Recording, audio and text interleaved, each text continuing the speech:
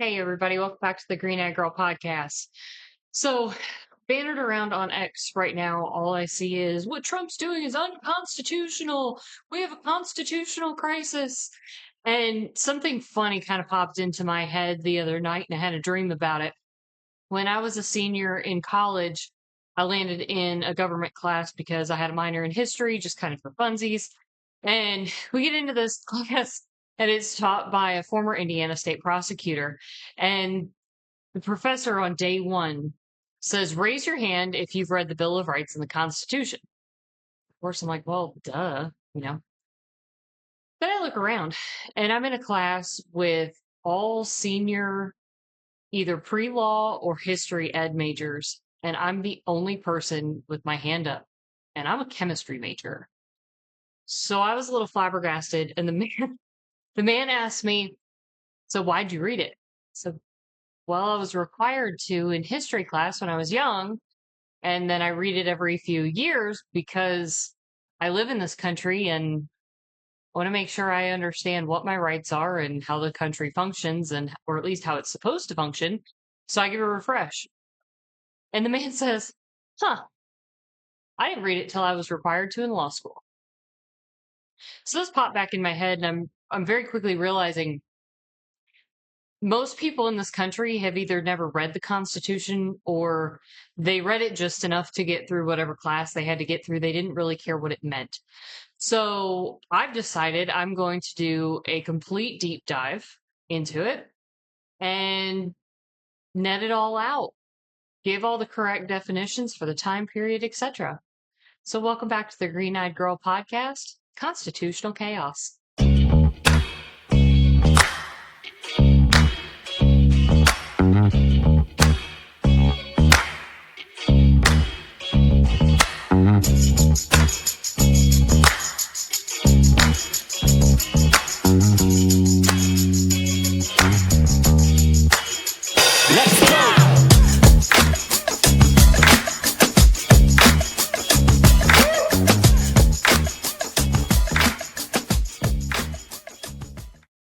All right, everybody. So resources for this, mainly government websites, handy dandy Constitution of the United States, and the ever important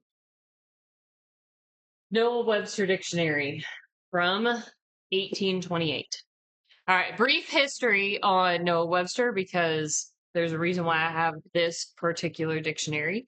And it is because this was the dictionary that Noah Webster wrote to make sure that the Constitution and the terms in it would be easily understood. So Noah Webster, just so you're all aware, and this is, feel free to fact check me. You can find it online. I did a couple different websites. I did not write down the particular ones, but I just did a quick search to get a little bit of history of Noah Webster because I've heard a lot, but I didn't actually ever write anything down. Basically, this is the man that in 1787 published a pamphlet called An Examination into the Leading Principles of the Federal Constitution. So this is a man who deeply believed in the Constitution. He is a man who had correspondence with those who wrote the Constitution, and he made sure to write the dictionary that clearly defined all of the terms in it. He also was the one who respelled and redefined words into American English from British English. So I think most people know color in British English is COLOUR, whereas here in the States, it's COLOR. So he's the one who went through and he changed that. He has an entire grammatical section in this dictionary. If you want the proper American language, this is the dictionary for you. This is the one. I don't care where we're at now. The Webster's dictionary gets changed every 5 seconds to redefine terms into current language. I don't believe in current language. I believe in original language. So this is the dictionary that I keep in my house. And this will be the dictionary I always keep in my house because this is the one that matters. This is the one that defines this. And this is the reason we have this country. So, background on our country. Obviously, we all know 1776, the Declaration of Independence was written. Basically, telling King George to go F off. If I get interest in this series, I will very happily do a dive into that as well, because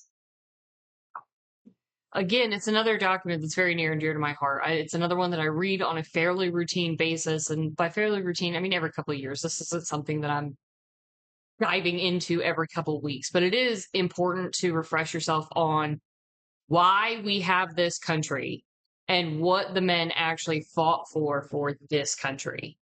So I have that. So anyway, in 1776, we had the Declaration of Independence. That is when we threw down and everything started. In 1777, we had the Articles of Confederation. So the Articles of Confederation is actually the contract that held the 13 colonies together. It was the rule of law of the 13 colonies through the Revolutionary War and until 1787, when they actually got together to try to rework it, because it had some flaws. It's not incredibly detailed. It's another thing I can go through at another time. This handy dandy book actually has all three: Declaration of Independence, Constitution, and the Articles of Confederation. So I can deep dive into that at another time. So in 1787, it was May 25th to September 17th. There were 55 delegates from 12 states that got together to rework the Articles of Confederation to address the issues that were present. So it wasn't working in a incredibly functional way for the country to stay together and work together. So they all sent delegates to try to work it out. What ended up happening was scrapping the entire thing and building the Constitution. So this meeting is actually known as the Constitutional Convention. You're going to hear a lot of people batting around the idea of having another one. I would say it's probably hard now. There is so interference interference from outside influences in our government right now. There's so much money being thrown around. It just makes it difficult. However, you can actually do it again if you want to. It just is going to take some work to actually get the votes to do that. Most people aren't dumb enough to do it because, well, they're going to figure out we all really want term limits on our federal employees and on our federal representatives, and they don't want that. So anyway, the 55 delegates got together. This had an excellent history teacher in high school. He actually gave us all like an individual that we had to read their background and figure out what they voted for and why. And we actually had our own makeshift constitutional convention. It's fantastic. If anyone is actually still being taught by this man, you are incredibly blessed. I'm hoping he still teaches us in the same way. It had a profound impact on my life, and it made me want to continue knowing how my government is supposed to operate, how it was set up, and why. So this was not an easy thing. Obviously, it went on for months. From May 25th to September 17th, that's not a short amount of time.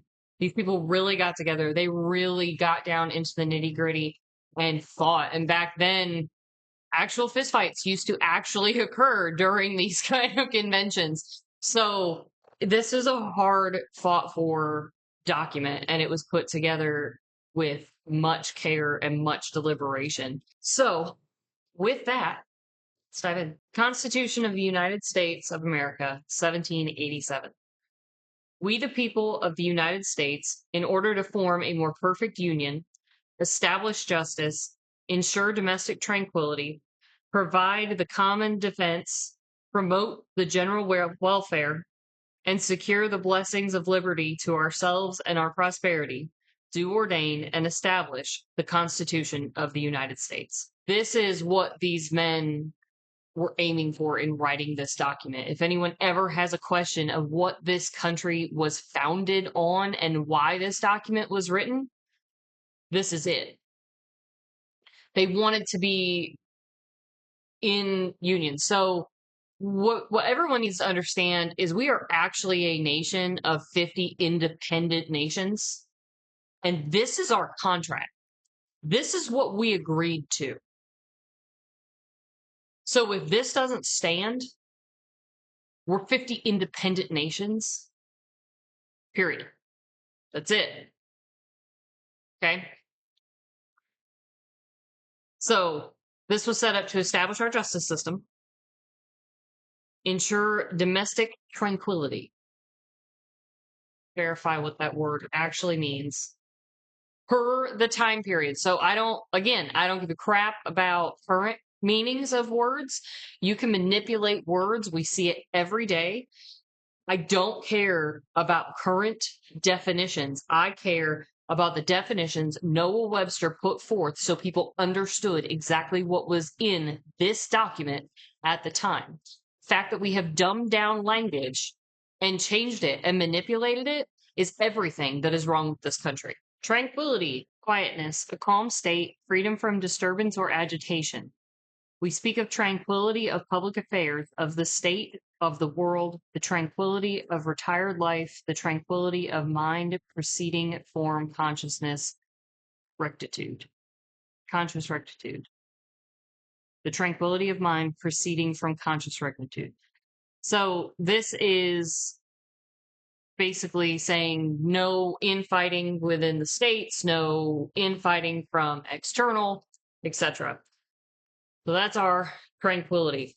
So we're fighting for being united, having a justice system, making sure that domestically we have peace amongst the states, providing common defense. Obviously, one of the entire purposes of the federal government is to protect the states from outside harm. And at the time, basically, this was just a handful of East Coast states, so that was quite a bit of harm. Promote general welfare.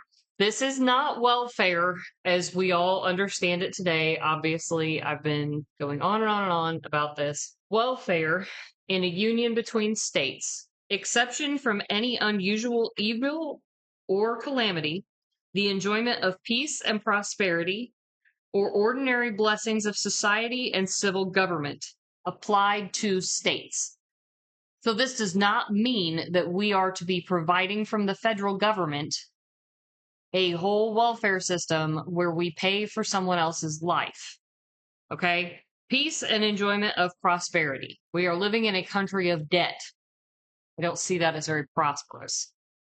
There is not peace between states. Okay? Justice system, tranquility, defense, peace between states, meaning welfare, and secured blessings of liberty to ourselves and our prosperity. So understand this is the contract to have a union that settles issues between states, is prosperous across states, defends all states. This is a contract between states. This has nothing to do with individuals. This has everything to do with uniting independent nations who are remarkably different. The federal government was not set up to force every state to be like one another. It was set up to promote unity despite differences, to allow us to work as a team despite our vast differences. That's what this is telling us. We, the people of the United States, in order to form a more perfect union, establish justice, ensure domestic tranquility, provide for common defense, promote general welfare, and secure the blessings of liberty to ourselves and our prosperity. Do ordain and establish the Constitution of the United States of America. This right here, this opening statement is what this is all about. It's to make it so we can all live very differently within our nations, but still get along and prosper as one and be defended as one. That's the point.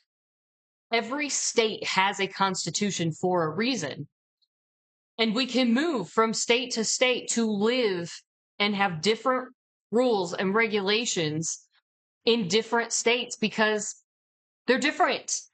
The populace is different.